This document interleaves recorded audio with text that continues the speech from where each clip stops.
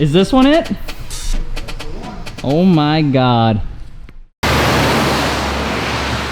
we made it 60 miles and the car started to crab walk a little bit and then the entire thing started shaking. What we're gonna do is we're gonna find a hotel. We're gonna get the car back to driver where they have all the tools needed to actually fix it the right way, because we can't do anything out here in the middle of the night with a 10 mil. Then we'll probably have to essentially meet up with the car later once it's fixed. Say that again? They're booked. They're booked. They're booked on a Wednesday night. There's a lot of people visiting.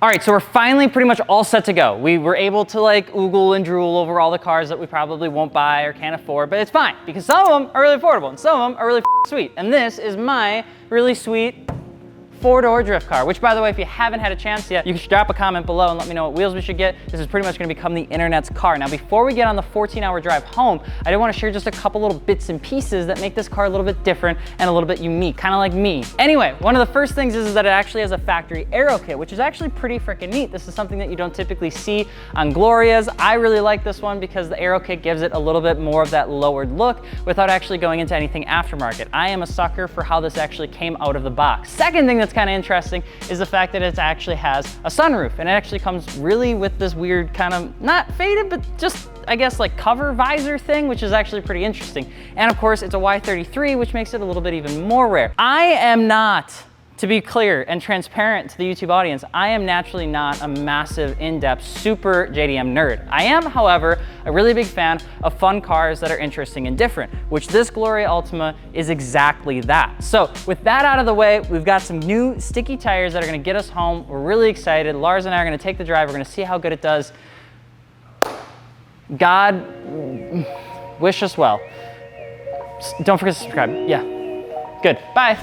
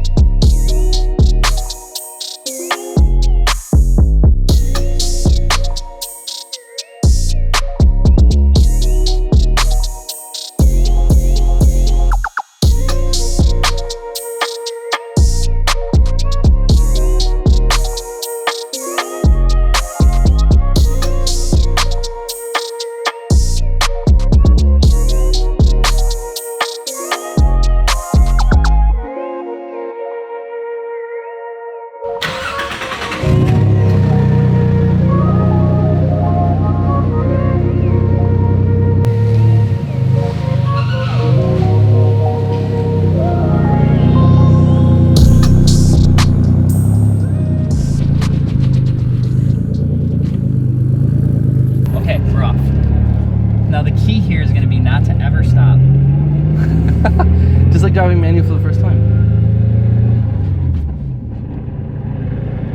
I think I figured it out. It sounds interesting, but he did say it was going to sound like that. Yeah, it's noisy.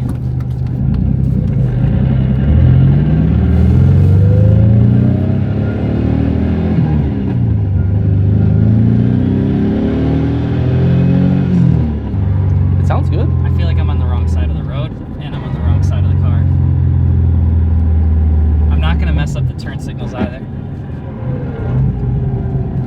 It's kind of like when you have sex for the first time and like you know what you're supposed to do, but it still feels weird and everything's a little bit sweaty and clammy, so you're just trying to figure it out to make sure like you don't mess anything up. That's not every time. I have used the windshield wipers as turn signals now twice already. There. Nice job. Thank you. Thank you. I'm just as confused.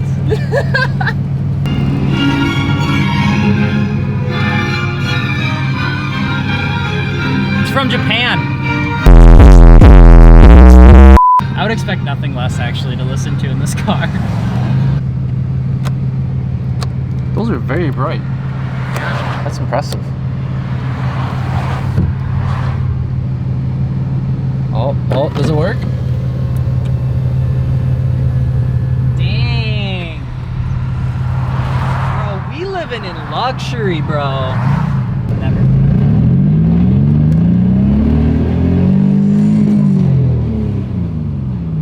We're not going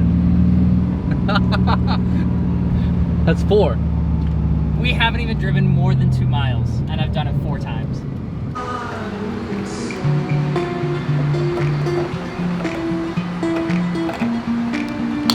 to thread it backwards? At this point, I have no clue how this car even works. It's like Australian toilets. They flush backwards. It's true.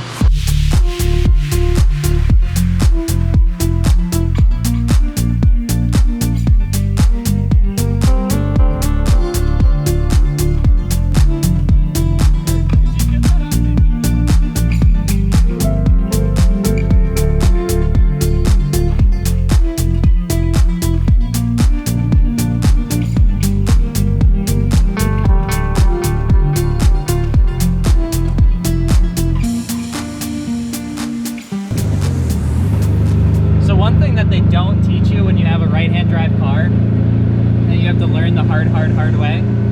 Besides the fact that every single time you want to use your turn signal, you're actually turning on your windshield wiper, the second biggest thing is that, at least for me, I have no concept of where the car sits in the center of the road on this side. So like, I'm constantly finding myself way too close to the double yellow, you think you'd just be able to figure it out, but it feels weird because you're so far away from that corner. I'm so used to looking, I don't know, inside, I guess? So, if you ever see me driving like a dumbass, just know that I'm gonna use that excuse at least once or twice. But the roads down here are sick.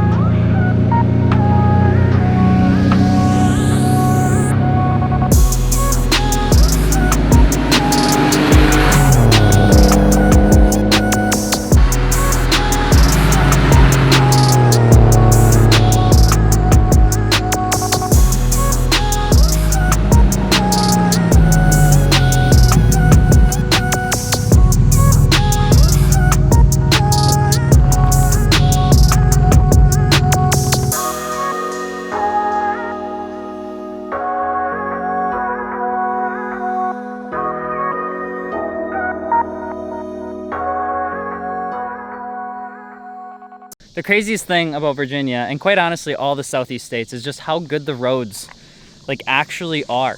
In Wisconsin we have like what, one hill? Like literally one hill, and it's called Holy Hill because the people that got to the hill, they're like, holy shit, there's a hill, and that's what made Holy Hill. I'm gonna be a great dad someday. We actually have to get on the road, but I just want to show you this view because it's pretty sick.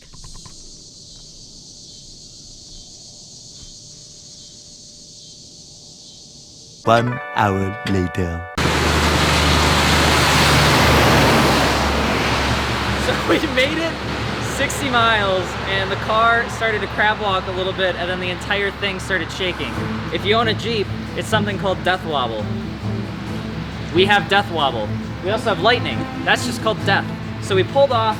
We think that there might be, so this car has HICUS, which is the fancy rear-wheel steering component that happens when it's above 35. And what we're trying is we're disconnecting it completely, because if it's crab walking and then the HICUS is kicking in because it's above 35 miles an hour, it may be causing a perpetual shake of the rear steering. So we're underneath a random tunnel.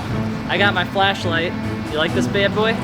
And we're gonna get back on the road and we're gonna see if that fixes it. We're 35 minutes into this drive. 35 miles, like an hour and a half into the drive. Yeah, so we're 2 hours away from Driver Motorsport. We're still 13 hours and 53 minutes away from home. But the worst part is that I had to buy a cable for my phone charger, and they charged me $23.16. So we're off to a not great start. Okay, so it's 11:30, and we're currently heading towards Greenbrier, West Virginia, or Montana, or some random state that I didn't really know was in between here and Wisconsin. We know that there's a slight issue happening over there on the driver's side, because what happens is when I turn the steering wheel to the left, generally speaking, when I turn the steering wheel to the left, it gets extremely shaky. Something's happening over there under load, and it's causing the whole car to shake. So we're heading towards Greenbrier, because what we're gonna do is we're gonna find a hotel. We're safely driving this as much as we can. We're gonna find a hotel. We're gonna get the car back to Driver, where they have all the tools needed to actually fix it the right way, because we can't do anything out here in the middle of the night with a 10 mil. And then we'll probably have to essentially meet up with the car later once it's fixed. Now, the great news is because because Lars and I are really kind of sort of folks that we're not mechanically inclined, but our critical thinking skills are decent enough. So here's what we've come to get us the extra 45 miles. We know that when we turn the car left, it starts to shake. And we know that when we hit bumps, it starts to shake. And we know when we hit like bridges, it'll shake because something's happening with the load over there. So what we're doing is we're hanging out in the leftist, furthest most lane, pretty much touching the rumble strips. Because when we do have to turn left, we do so ever so slightly, put on our right turn signal and just meander into the right lane. And then when we need to do a right-hander, we just go as much and as hard as humanly possible as we can because the car is still an absolute blast to drive. It's like a project car. It's just got its own quirks and features that would make Doug DeMuro just smile with his cheesy red cheeks. Hang on, say that again? They're booked. They're booked. They're booked on a Wednesday night. There's a lot of people visiting. Where the f are we? What do people even do in this city?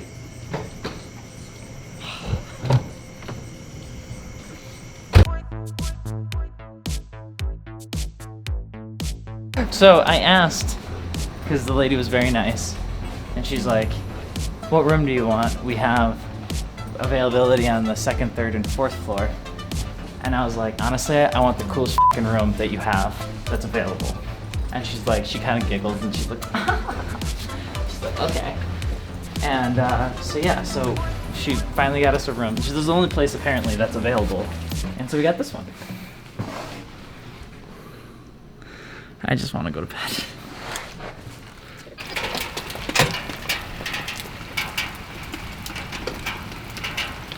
Okay, well, this is where we're at. It's the next morning, and it's raining, and it's wet, and it's foggy, and my socks are soaked. So the car made it about 2 hours of the 14-hour drive. It's gonna go back to Driver Motorsport where they're gonna fix it up. We gotta figure out why she doesn't like turning left. And besides that, it's an absolutely fantastic car. It's been a little bit of a show, but that, you know, that's part of the journey.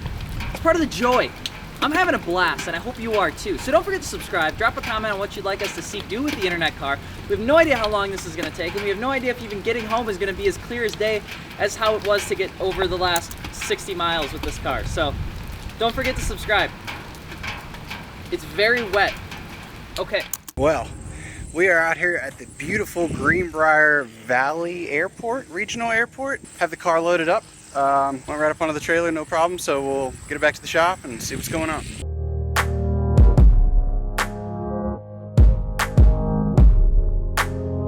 He's got everything replaced and back together. Should be good. Should be good.